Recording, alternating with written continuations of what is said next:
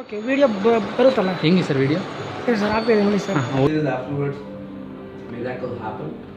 For the first term examination, I have secured 10th rank.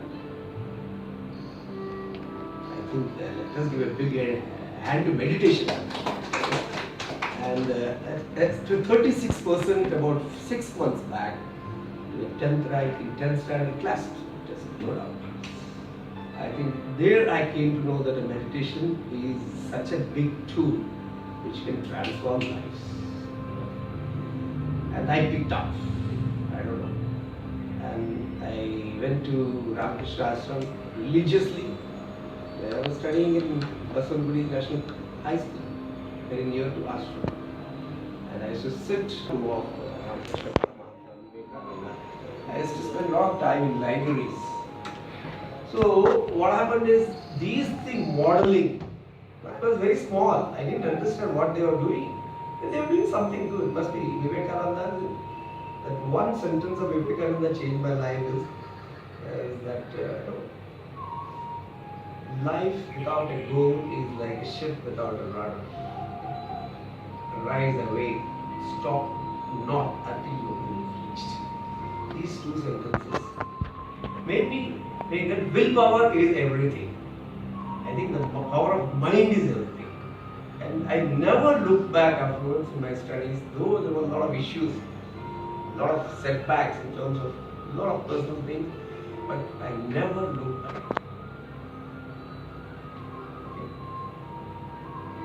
And 19, like that, my life started. And until I met Patriji in 2005. I think he's a great master. I think we should give a big hand to him. Who has influenced a person like me. I was like a frog in a well. Thinks that the well was my kingdom. But not the kingdom, the sea was there. I never knew the beauty of the sea.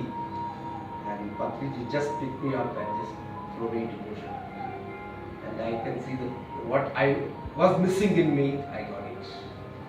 And you have everything in the world, but if you don't have courage, what you can do? I think Patriji taught me the courage. What kind of courage? Spiritual.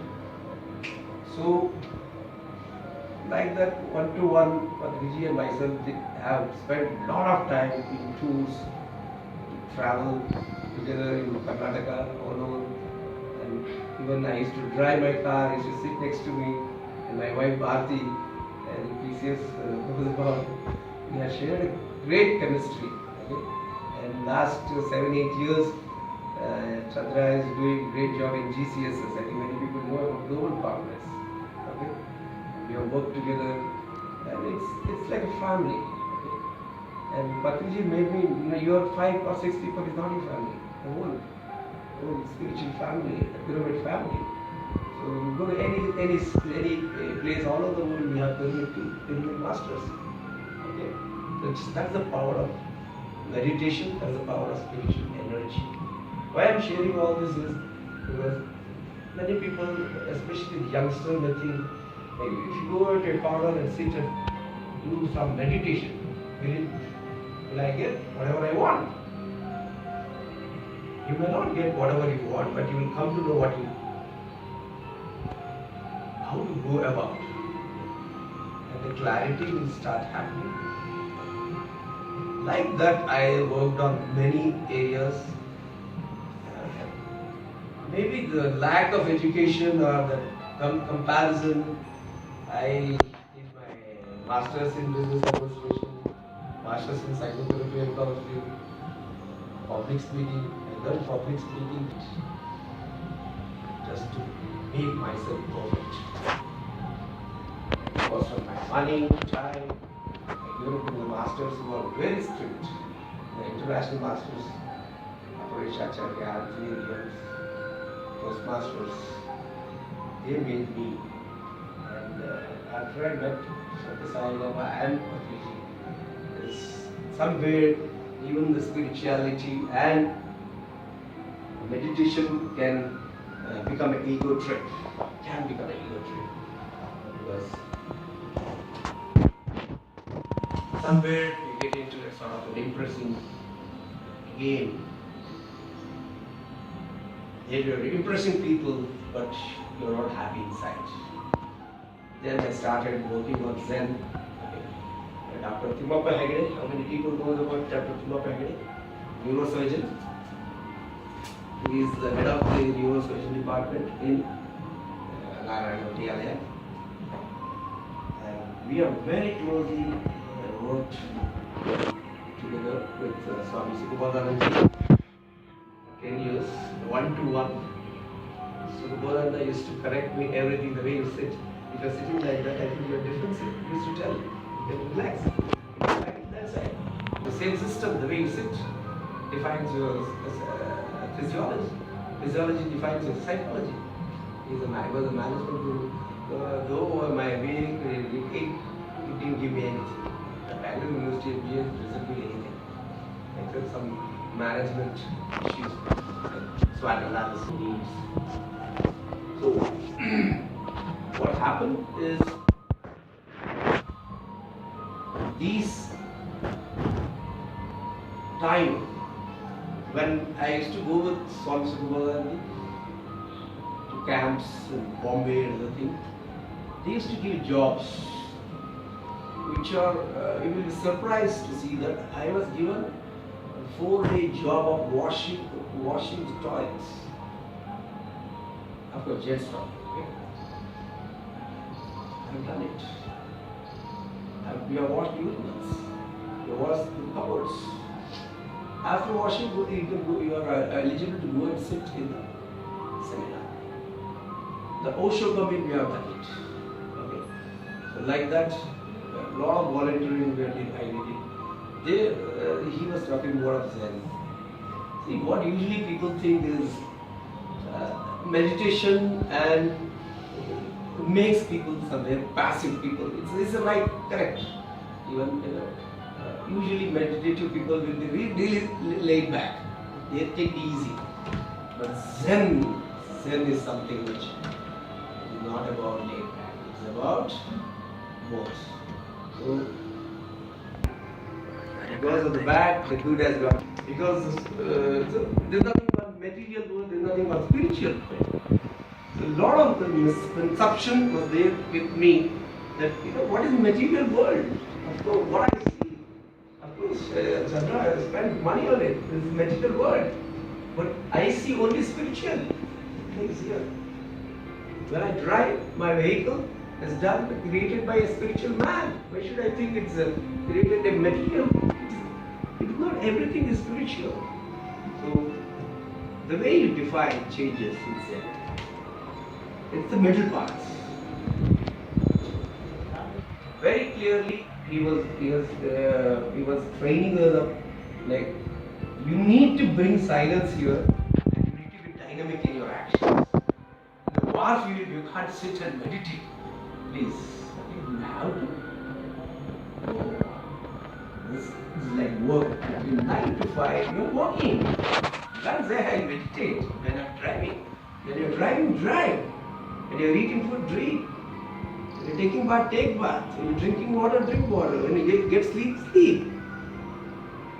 So don't come in between the activity and you. So that is what Zen is all about. And I went very deep into all these concepts, especially with Timappa Hegde and Dr. Neurosurgeon. We have done, I don't know how many sessions, 15, 20 years back.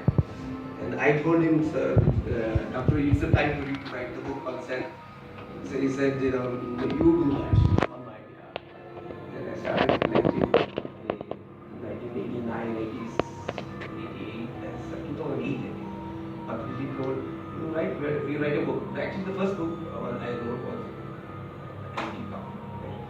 And it was released in 2012. I took 4 years to release because there is somewhere in the corner, Matrabhasha became more important. The first book I Zero to Hero in Kannada. So I wrote this book in Kannada. Just to say, then afterwards this was released. Both were released by Patriji. And I think these are my 2 children, more than my children. And the research I did was 25 years. Okay. And I have to thank Patriji because he made me to take the courage to release an imperfect book like this. I asked him, sir, it may not be a perfect book. He said, release an imperfect book. Who will tell like that? To me, none of them do. They all go after perfection. Osho says beautifully, life is perfectly perfect. Perfectly perfect. Nothing is in your hands. Okay? You're coming, you're planning to come here, anything can happen to you, it's nothing is in your hand. You're sitting here, something. So don't think that everything is in our hands. Few things are in your hands. You don't know. That is the reason I went into the Zen concepts. Zen is the one thing which is very, very relevant for current day generation. Because they all think that meditation is for the old people. 60 plus.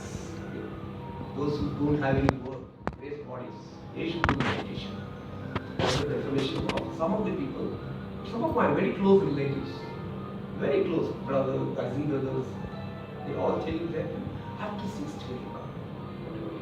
After 60. After all my organs go out of order, I told them beautifully, please come, at least at that time. What may happen after 60 is most probably they will repent for whatever they have lost. That's what I can say. ಪಶ್ಚಾತ್ತಾಪ ಪಡಬಹುದು ಅಷ್ಟೇ 40 ವರ್ಷಕ್ಕೆ ನಾನು 20 ವರ್ಷದಲ್ಲಿ ಶುರು ಮಾಡಬಹುದಾಗಿತ್ತಲ್ಲ ಅಂತ. Maybe not that I was not influenced by bad company or I also had the youth, I also had the attractions. So, but somewhere the deep within the spiritual whatever it is, it made me not to get attached to those things. That's all. So, like that, I always tell people, Zen is the only philosophy which says we don't say no to anybody. There's some bad man is there, yeah, he is bad. I cannot change him, accept him as he is. So, and between two polarities. Zen is a total paradox. It is surprised. Okay? Osho says, what I am telling today is the truth. It may be a light one. A lot of water has gone in the bridge. Today is Amrita. Tomorrow it can become a oil. There is nothing called absolute truth. Zen. So the beauty of Zen is it's a relative. This moment, yes, this is truth. Yes. Cold season, hot water, okay. But if it's 40 plus, why you need a hot water? You don't need. Okay?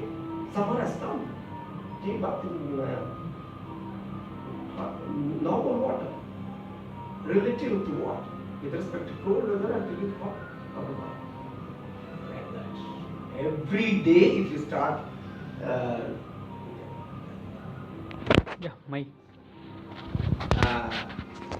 Every day, if you are looking into the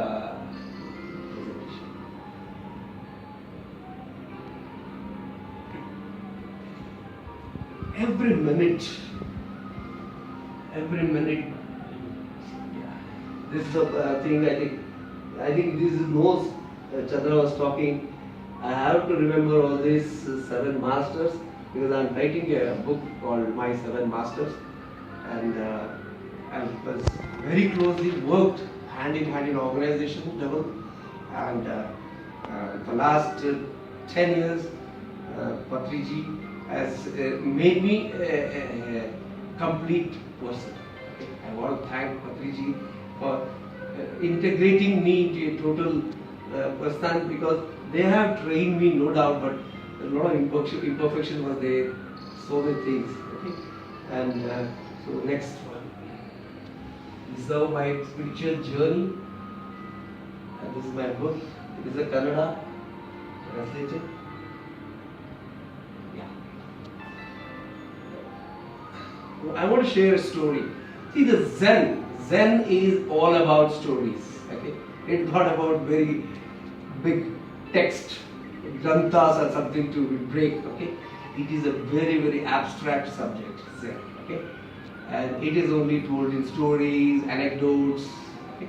This particular story, the very well-read professor goes to a Zen master. You want to show off that he knows a lot of things. The Zen master is the one person who can read the auras, like Patanjali. Okay, he made me to call me, master, please come. Silent professor. And the Zen master is like, I often enjoy tea. So, not that I don't drink once I drink, but I drink a more quantity of tea once. You'll be surprised, it almost takes 300 ml. Okay, so like that. So he was pouring tea into the pot, into the cup, and the professor's cup, he started pouring. It became full, started overflowing. The master, that professor who came, got really worked up. Master, what is this? It's overflowing. Stop it. We didn't say anything like this cup. Your head is full of ego and knowledge. Empty it. Right now. Just walk out. Zen masters, they don't talk too much. They just they told him, empty your cup. Only, what is the message of the Zen master? Only an empty cup can be filled, not a full cup. Empty it. Every day empty it to get it filled up. If you come with an assumption that I have studied about Zen, I know about Zen, it's okay, I give another dimension of that. Prem Kumar said, you can be open. So something can go inside. Please understand, something can go inside if you are open. Only an empty mind can perceive new knowledge. You can see the wonder of life. Here, the empty cup represents the empty mind. So, the topic I asked Patrici, I gave a lot of things, the Zen book. But then the book of Zen became the caption, the empty cup became the person. I observe it every day morning, we fill up with a lot of things, 24 hours, go back, meditation is nothing but emptying you. And Zen says, when you are in action, be active. When you go back, be detached. Your house properties, yes, you have. Maybe it's like 50 lakhs. Is that you? You are not the car. The car you are using. Let us use things and love people. But what are we doing? We are loving things, using people and manipulating them. I think in the last 25 years, working with many organizations, I always come across a lot of difference of opinion. Till today, believe it, I swear, I have not taken anything personally. Yes, there is a difference of opinion is there, but I don't have anything to do with the person. The person may agree to disagree. The problem with us, the whole life goes on proving a point of view. Just observe how our life goes. Just proving a point. No, this way is better. No, that way is better. Saving is better. No, investment is better. Organization, I address organization, Zen.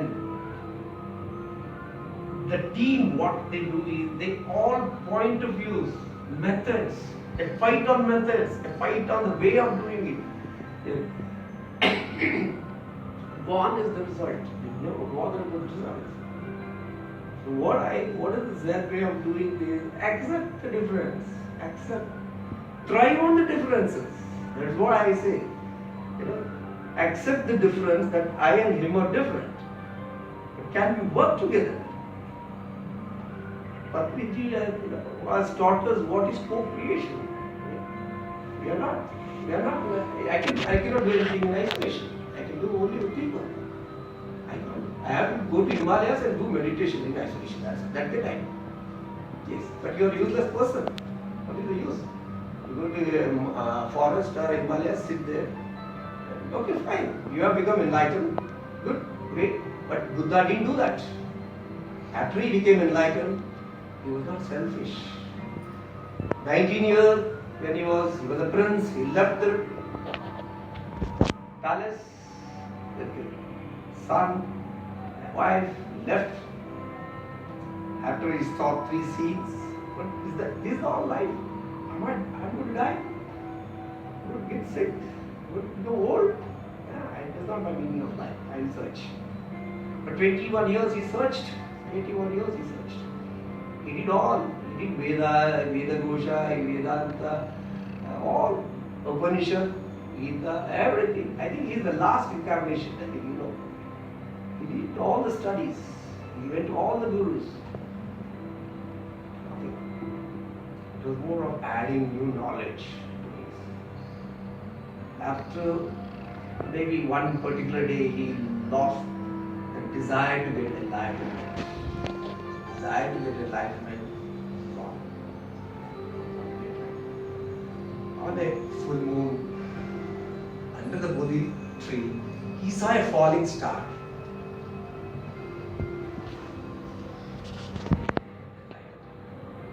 What is happening, friends?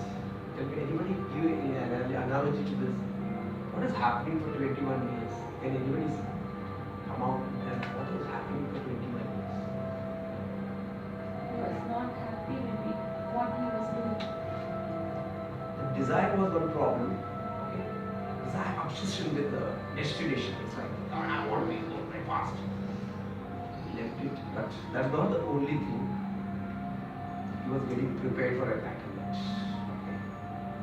Please understand. Getting enlightenment is not easy. The chakras, they have kept it. I have worked many years only on chakras. Okay? In Osho's, it's a big subject. Okay? Muladhara, Swadhisthana, Manipura, Anahata, Vishuddha, Ajna. Okay? If Ajna get merged here into Sahasrara, the 1000 petals opens up. Imagine you need to be ready to take the energy. It is like 1,000 watts for a small bulb if you put it back.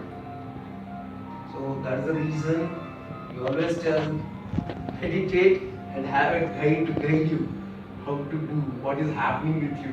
Okay? Just meditate without guidance. So you need to have a guru to guide you. Okay? One of the things I did 10 hours of meditation. That something is happening because he is getting a lot of energy. You don't know how to manage it. You need to put down. So unless you know all these intricacies, don't do just meditation for 10 hours, 20 hours. Do meditation, increase it, but with guidance. At least. Okay. I'm not enlightened, and neither I won't want to be enlightened. I'm aware of what happened. That is enlightenment. See, in Pali Bhasha, we call it a satori, enlightenment. And the same way Zen has developed. How Zen has developed over the years, we come to know. I think this is the one still which you can talk about is the beauty of the science and Zen. What is the difference, science and Zen? He always says that science is something to do with the mind, ego, identities. Logarithms, arithmetics. But Zen is not about that. It's exactly opposite. They are enemies. In fact, you can see here, it's logical, it's magical. 1 plus 1, 2. Who said 1 plus 1, 2? It is 1,000. I say. But we have discussed that. It's magical. Miraculous. Zen is miraculous. You don't believe in arithmetic. You believe only in magics and miracles. Okay? And it's about analysis, mind, ego, calculate. This is a projection, sales. Okay, all that is fine. It's a mind game. But if in Zen it is purely about synthesis. You know, how can we work? How can we unite things? And it's about efficiency. You know, efficiency can be measured, but not emotions. And love your son, but you always want his number to be more. Why? Because you want him to be efficient. And why can't you accept him whatever he is? Communicate with him, love him, give him whatever you want, give him your time. I think your love is more important than what your money. Understand that?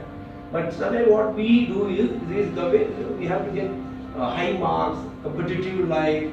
All that is fine, but what is wrong? Understand that we are human beings, a bundle of emotions. We all go from hope, greed, love, all these emotions. We are a mix of all this. We need to understand that we are not just logical people. Okay? Everything don't ask logics. Okay? Yes, logic is needed. Yes, he has decided to make a 6 months back this kind of a beautiful center. Thought is magical, but logically he has done. He has taken it to a logical end. So, in the thought level, when you're giving a thought, be magical. But you work logically towards it. Okay. How Patriji has done it? 1 crore here? I think, no. He gave it energy bomb. Today, Pyramid Valley, you see how beautifully it is there. It's a magical thought, miraculous thought, but again logically executed. Put miracles and magical thoughts in the beginning. Definitely the logic will follow. And it's about mind, it's about no mind, it's about becoming a hero. Because my book is about, my book clearly says, zero is the eastern value, which is shunya. Got it? Shunya is what? Zero-ness, zero zone. In Sharana Samskriti, we call it Shunya Sampadane. Okay? You go to this North Karnataka, we have all this, Lingayat sect, they call it Shunya Sampadane. That means whatever you earn, give it off that day. You become zero budget. So zero budgeting was there in 12th century only. They advocated it. Whatever you have, make it zero. Buy something, give it to something, make it zero. Hero is about the Western concept. Discipline, marketing, leadership, power speaking, power dressing, okay, strategizing, taking positions. All is about heroism. In this book, I am only about man. It's purely on management. It is getting translated. Somebody else is doing it because I don't have time. And management is purely what happens if you see only through logic, it is management. But if you really mix Zen in it and even Bhagavad Gita in it, what in Bhagavad Gita it says in the Karma Yoga chapter, Karmani Vadikara Mahaparesham. What it means? What it means if you are management. You only have control over your actions and your work, but you don't have any control over your results. But what is happening is most of the students and the managers in the company, they are always obsessed with results. They're not working. They're just looking there. It's called performance anxiety in psychology. This is a total disorder. It's actually a sickness. What did you enjoy? Yeah, I want to go to Mysore, but I have to pass through all the places. I can't just run here to Mysore, just like that. I have to drive. Enjoy your drive, no? Why you worry? 2 hours I have to be there, fine. If we take 2.5 hours, so what? That's about it. It's about letting go. It's not about go-getters. Most of the problem with our life is we are all go-getters. We fix up a time frame. We put a smart formula like specific, measurable, action, reachable, target, train. I have to reach in time. So time is the biggest problem for us. We go behind that. What happening in the bargaining? We get all kind of diseases like PP ulcers are the very costliest diseases. Okay, and ulcers and other XYZ. Yes. Why? You already made money. You're already happy. But the problem with you is you are obsessed with something else. What is not there?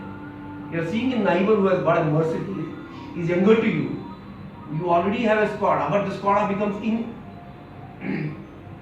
insignificant because he has got. He is younger than you. He is controlling your life. So please observe. Is it not happening? So I have told my children very clearly. If whether you study very high marks or something, become a good human being first. Not that I don't tell them the importance of academics. Yes, it is important. But what it can give you is a passport to a job. Will it give passport to happiness? Will it give passport to success? Will it give passport to leadership? I'm sorry. Okay? The leadership styles are changing. Gone are the days when you control. Everybody will like, do it, sit, stand, I'm paying you. That doesn't work now. I have to include you. What's your name? You're part of my team. Come, we'll work together. I'm not the boss. I'm only a coordinator. The bosses are not there. They should act like more of coordinators. If they become boss, bye-bye. If nobody is there, one should sweep this place. So what? You can't wait for 1 week. Nobody has come. No, so what? Why you follow yourself? Are you at top of? Are you heading? Are you want a head? I want to be with them. So the leadership styles. Then what I am applying to management is one who is obsessed with destinations are the bad bosses. One who obsessed with destinations are the bad ajamanas in the family. One who destination. I mean, I've seen it when political leaders, they all are obsessed with power. They're not doing anything. So why? Because old scenario. Somebody is controlling your life. You are not having control on yourself. In this background, please understand, become an eternal zero is most important. Madam, relax, simple. Don't carry baggages. In my workshops, don't carry on to any hang on to any baggage. We have enough baggages. Just full. I am a pastor teacher. For that I want to talk on past and future. Okay, there's a story. I'll come back to this. Yeah. There's a story. You are not kept with us. Is there money in there? I'll ask. The two monks were crossing the river. Okay. And the first monk, the name is there. And so the first monk, they were discussing something. They came across a stream, huge stream, and there on the other side, on this side, then a young lady also came, a teenager, and she was unable to cross.